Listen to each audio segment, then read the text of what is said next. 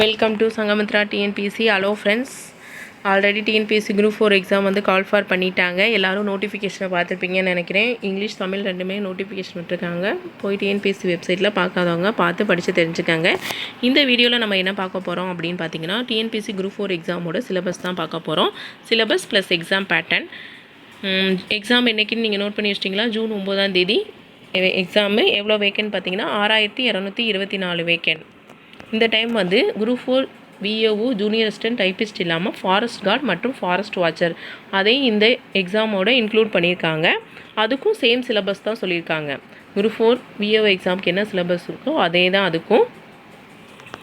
வாங்க இப்போ நம்ம எக்ஸாம் பேட்டர்ன் பார்ப்போம். எல்லாருக்குமே எக்ஸாம் பேட்டர்ன் வந்து ஆல்ரெடி தெரிஞ்சிருக்கும். பார்ட் ஏல வந்து தமிழ் 100 கொஸ்டின்ஸ், பார்ட் பியில் வந்து ஜிஎஸ் 100 கொஸ்டின், ஜிஎஸ்சில் வந்து ஆப்டிடியூட் வந்து 25, ஜென்ரல் ஸ்டடீஸ் 75 கொஸ்டின்ஸ் கேட்குறாங்க.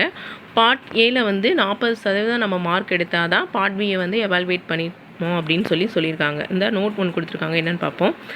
Part B of answer sheets of the candidates will not be evaluated if the candidate does not secure minimum qualifying mark 40% in Part A. 40% mark வந்து part ஏல எடுத்தால் தான் part B வந்து evaluate பண்ணிக்கணும்னு சொல்லியிருக்காங்க.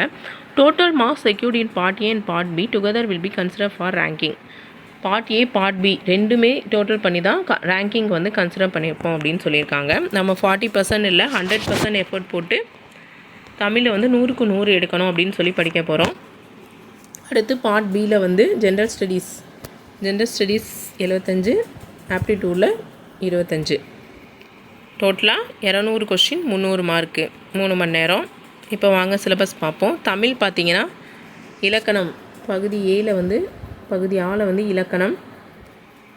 இதில் வந்து நம்ம 6th to 12th ஃபுல்லாக தமிழ் படிக்க போகிறோம். நியூ அண்ட் ஓல்டு புக்ஸ், ஏன்னா போன குரூப் 4 எக்ஸாமில் ஓல்டு புக்கில் வந்து கொஸ்டின்ஸ் நிறைய கேட்டிருந்தாங்க தமிழில். அதனால நம்ம எல்லாமே படிச்சுக்கோங்க. நியூ புக்கும் படிப்போம், ஓல்டு புக்கும் படிப்போம் தமிழில். ப்ரீவியஸ் இயர் கொஸ்டின், கடந்த 10 வருஷம் கொஸ்டினையும் நம்ம டிஸ்கஸ் பண்ணலாம். அடுத்து இலக்கியம் பார்ட் பியில் வந்து இலக்கியம். பார்ட் சி பார்ட் ஈயில் வந்து தமிழறிஞர்களும் தமிழ் தொண்டும். டோட்டலாக இந்த சிலபஸை வச்சுக்கிட்டு ஃபுல்லாக தமிழ் வந்து 6th to 12th வந்து கம்ப்ளீட் பண்ணிடுங்க. அட்டை படிக்கணும். எந்த டாப்பிக்குமே நம்ம வந்து விடக்கூடாது. அடுத்து பார்த்திங்கன்னா ஜிஎஸ்சில் வந்து இம்பார்ட்டன்ட் டாபிக்ஸ் தான் நம்ம படிக்க போகிறோம். செலக்டடாக படிச்சிங்கன்னா நீங்கள் கண்டிப்பாக ஜிஎஸ்சில் வந்து நிறைய ஸ்கோர் பண்ண வாய்ப்பு இருக்குது. ஃபஸ்ட்டு வந்து ஜென்ரல் சயின்ஸில் எவ்வளோ கொஸ்டின்ஸ் கேட்குறாங்க அப்படின்னு பார்த்தீங்கன்னா 8 கொஸ்டின், ஒரு 8 to 10 கொஸ்டின். இதில் வந்து பயாலஜி தான் நிறைய கேட்க வாய்ப்பு இருக்குது. அதனால் பயாலஜி நல்லா படிச்சுக்கோங்க. அடுத்து கரண்ட் ஈவெண்ட்ஸ் கரண்ட் அஃபேர்ஸில் வந்து ஒரு 8 கொஸ்டின் கேட்குறாங்க. ஜியாகிரஃபியில் வந்து ஒரு 5 to 6. History and culture of India, ஹிஸ்ட்ரியில் வந்து எவ்வளோ கேட்குறாங்கன்னு பார்த்தீங்கன்னா ஒரு 6 questions. History unit 8, unit 9, INM இது எல்லாமே ஒரே மாதிரி தான் இருக்கும். கொஞ்சம் டாபிக் அது எல்லாத்துலேயுமே இன்க்ளூட் பண்ணி வரும். அதனால் இது எல்லாத்தையும் படிக்கும்போது சேர்ந்து படிச்சிட்டிங்கன்னா உங்களுக்கு ரொம்ப ஈஸியாக இருக்கும். அடுத்து இந்தியன் பாலிட்டி அடுத்து மேஜராக ப்ளே பண்ணோம். எவ்வளோனா 12 கொஸ்டின் கேட்குறாங்க. பாலிட்டியில் 12 கொஸ்டின்ஸ். அடுத்து இந்தியன் எக்கனாமியில் வந்து ஒரு 6 கொஸ்டின்ஸ். இந்தியன் நேஷ்னல் மூமெண்ட்டில் வந்து ஒரு 5 கொஸ்டின்ஸ்.